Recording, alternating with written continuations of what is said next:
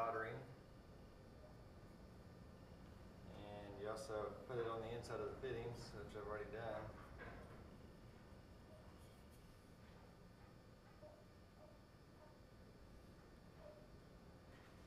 Whenever I'm doing a joint, I like to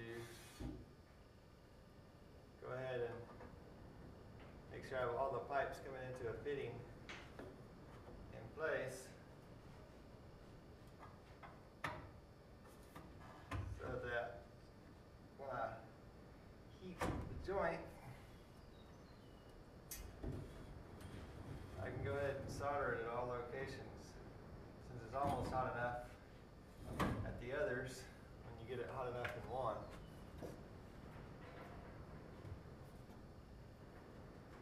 I have a T here where my cold water is branching from the line that's feeding the first sprinkler to the cold water line for the first bathroom. Should film this at night so you can see the flame. So the trick for sweating copper pipe is to heat the copper, not the actual solder. The tip of the flame goes on the copper till it gets hot enough that with contact with the little solder rod that it melts the solder, and then it flows into the joint.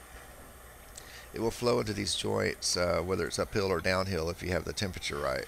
If the copper is hot enough, it'll draw the molten metal on up into the joint. Later, once you've got all the joints done, you can kind of go back with just the slightest bit of heat right at the joint and melt on just a little bit of solder all around the edge, right at the actual seam of the joint. It's called capping. It adds an extra little layer of metal right in the crease of the metal. But that's done last because it uses just the slightest bit less heat.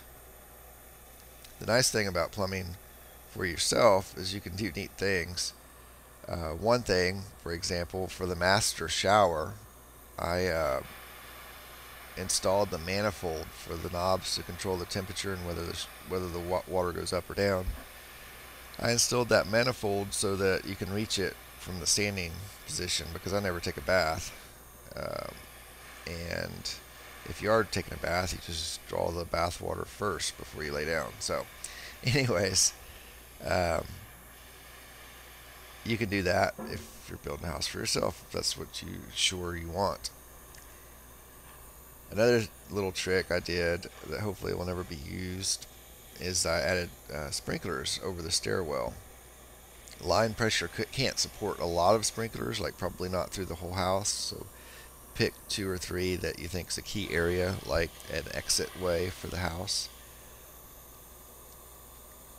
and make sure to route the water beyond the sprinklers, like to a bathroom or something, so that you never have a line with stagnant water in it.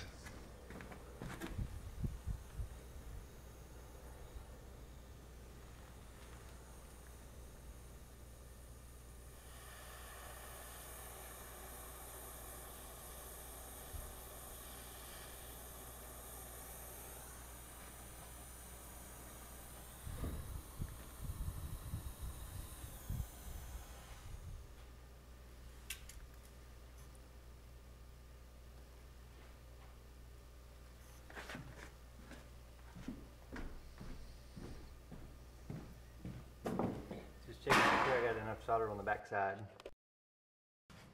Soldering thing isn't too bad once you've practiced it a little bit.